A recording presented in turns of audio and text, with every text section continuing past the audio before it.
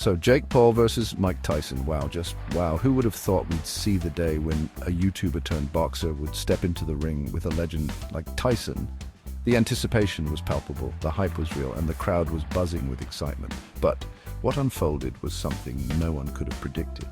This wasn't a boxing match. It was a spectacle, a bizarre blend of entertainment and absurdity. The ring, usually a place of intense competition and athletic prowess, felt more like a stage for a surreal performance. This was a complete circus.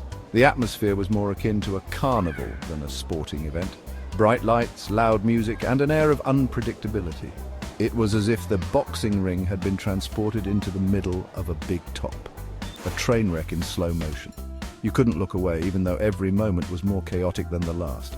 It was a spectacle of errors, a series of missteps that left everyone watching in a state of disbelief, like watching a car crash into a dumpster fire. The collision of expectations and reality was jarring.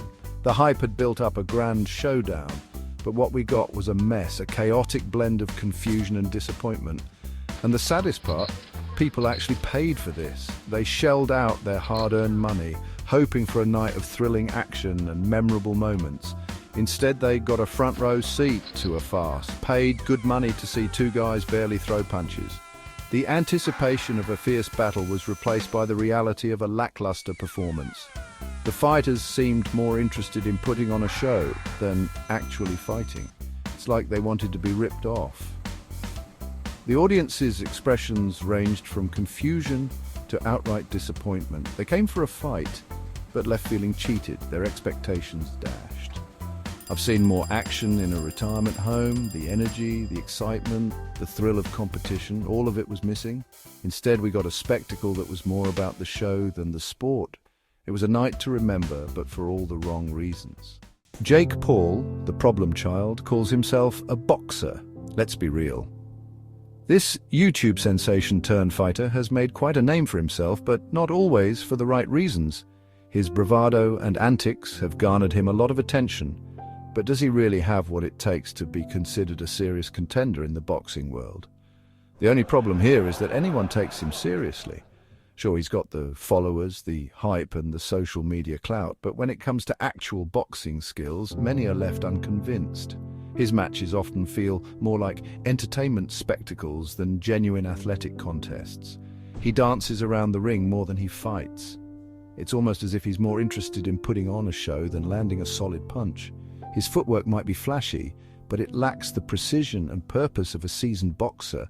His punches, like love taps from a kitten, they lack the power and intensity needed to make a real impact in the ring. It's hard to take him seriously when his opponents barely flinch at his attempts to land a blow. Then there's Mike Tyson, legend, icon, but also pushing 60. Tyson's name alone commands respect and awe. His legacy in the boxing world is undeniable, but time waits for no one. At nearly 60 years old, he's far from his prime. He looked like he'd rather be anywhere else. The fire that once burned so brightly in his eyes seems to have dimmed. It's as if the passion that drove him to greatness has been replaced by a sense of obligation or nostalgia, maybe playing with his pigeons or napping. Tyson has found solace in simpler pleasures, far removed from the brutality of the boxing ring. His love for his pigeons and the tranquility they bring contrasts sharply with the chaos of his former life. Anything but this sad spectacle. The match between Jake Paul and Mike Tyson feels more like a circus act than a legitimate sporting event. It's a clash of eras, but not in a way that honors the sport. Instead, it highlights the absurdity of the situation, leaving true boxing fans yearning for the days when the ring was a place of honor and skill. And pro rules, please. More like barely any rules. It was supposed to be a professional boxing match, but what we witnessed was far from it. The chaos in the ring was unbelievable. Holding, clinching, wrestling, it was a free-for-all. The fighters seemed more interested in grappling than actually boxing. It was like watching a wrestling match disguised as a boxing event.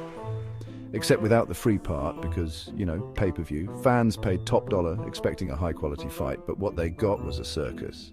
The disappointment was palpable. Let's not forget the shameless sponsorships. Every other second a logo flashed on screen. It was hard to focus on the fight with all the distractions. The commercialization was overwhelming. Water bottles, energy drinks, crypto scams. The ring was littered with branded products. It felt more like a marketing expo than a sporting event.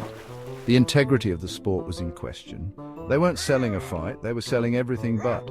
The essence of boxing was lost amidst the advertisements and sponsorships. It was a sad day for true boxing fans.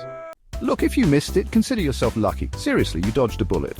Don't even bother with the replay unless you're really into watching paint dry or grass grow or any other activity more exciting than this snooze fest. You're better off just donating your money directly to me. I promise it'll be more entertaining.